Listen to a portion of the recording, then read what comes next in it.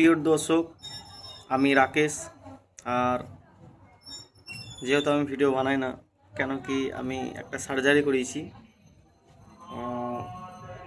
সার্জারিটা কেন করিয়েছি, কিসের জন্য করিয়েছি, সেটার জন্যই আজকে কিছু বলতে চাই তোমাদেরকে। 2 বছর সামথিং, 2 বছর কি 2.5 বছর আগে আমার একটা অ্যাক্সিডেন্ট হয়েছিল। এই চোখের কাছে যে দাগটা দেখছো, দাগটা না, এখন সার্জারি করিয়েছি। আর আজকে হলো 12 দিন। সো 12 দিন হলো, আস্তে আস্তে এই যেটা আছে সেটুকু কমে যাবে। ক্রিম দিয়েছে, লাগাবো। আর ভিডিও বানাতে ভালো লাগে না, কারণ কি আমি নিজে জানি না হয়তো। তো সো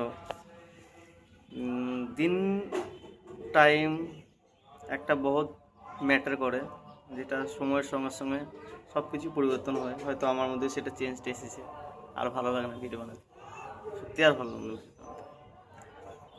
আর একটা ব্লগ স্টার্ট করে মনে করছিলাম, তো ভেবেছিলাম